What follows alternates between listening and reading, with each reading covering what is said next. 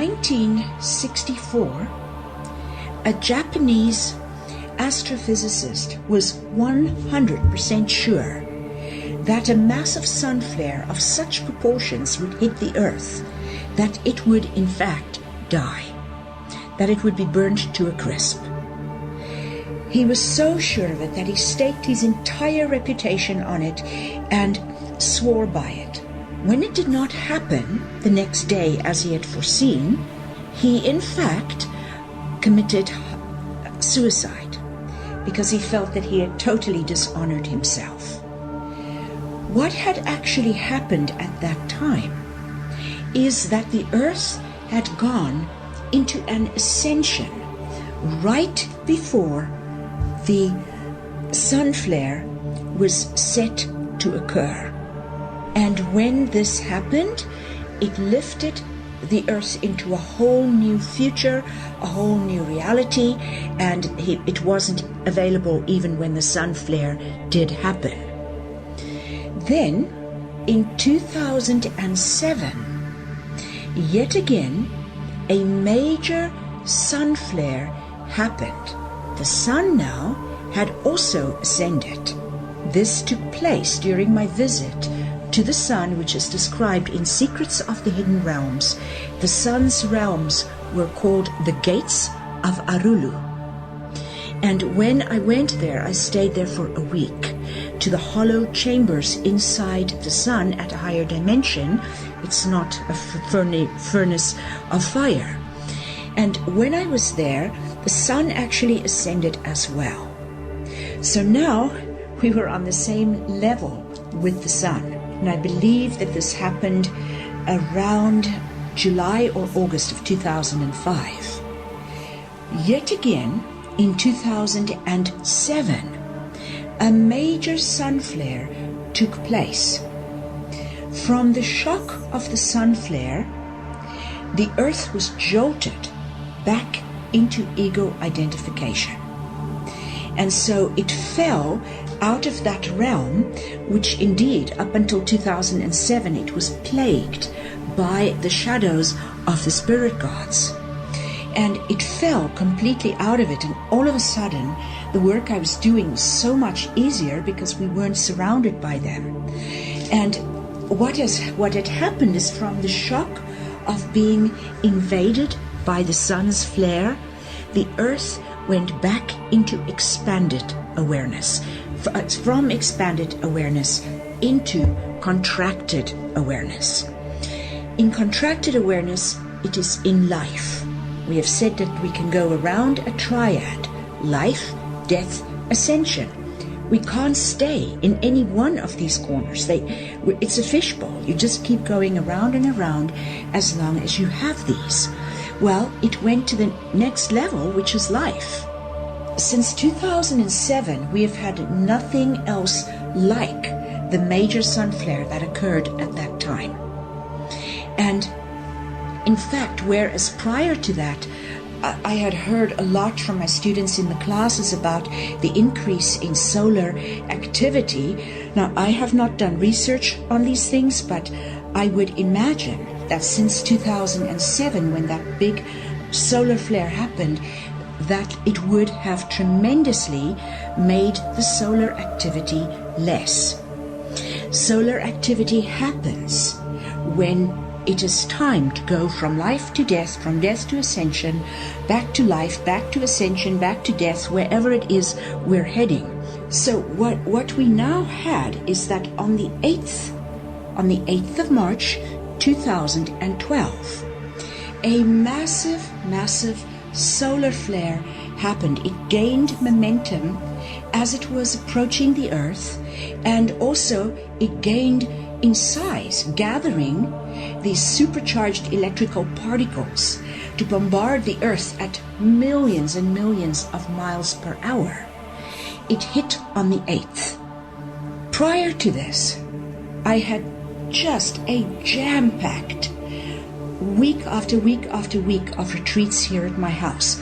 All of the students that came to my house worked on going into their resurrected bodies by combining body and soul, and creating a resurrection for themselves. I just this morning opened a letter from a sister, my beloved sister Linda Baker in Ohio, to explain to me how new her skin is, that it's baby soft, that her hair is fuller. Everything about her life feels different and beautiful because she went into resurrection in my class. What is resurrection? Resurrection is the oneness that I've been speaking about. It's when you bring your body with you and you go to the great soul level, the reality that is beyond the reality of physicality, and you combine the two as one. Your body and your soul level, the cosmic body and the cosmic soul level, combine as one. That is what we say, going into oneness. But what it really is a resurrected body. That body has two stages to it. But the first stage, at least, is that death has no claim on you, life has no claim on you. You can go where you wish. So we have been working, and finally, about a week and a half or 2 weeks ago, the physical gods moved into a resurrected state and the cosmos came behind them. I have been working unbelievable hours, trying to get all the sigils done, everything about the male and female god archetypes as we've been studying on Walking with the Seer, all of it done. Because it's in combining these that we create a resurrected being and a resurrected cosmos. Because if we had not, on time, gotten the cosmic body and the earth's body by getting enough of the masters into a resurrected status, which is the oneness, if we had not managed to do that, the earth would have died on the 8th of March 2012. Now, days before this, I began to receive incredible disturbances in the house in the form of 2 dragon ghosts who were slashing with their tails things off of tables, things were falling off of shelves. My little 13-year-old now was very upset by this, and she and I had to talk everything through, but there was a great deal of disturbance in the house. They were wanting to give me something, and what it is a map. And for those of you that have studied the 300 Atlantean angels, you would remember the Menerech, that which made the veil between the angels of the black light and the angels of the white light. The veil between them had a very specific design, and it's like this except multiple times bigger. And it has arcs and it has circles, 75 circles that it combines. And this is with 75 wheels that have 75 names. It is the map to clearing the nervous system so that it can access the oneness that it has moved into, because it's moved into the soul level. So it should have the ability to see black light and black frequency.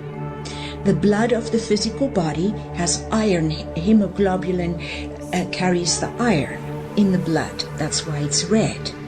But a resurrected body has gold and copper and it has iron to enable it to access beyond a matrix and to be able to interpret.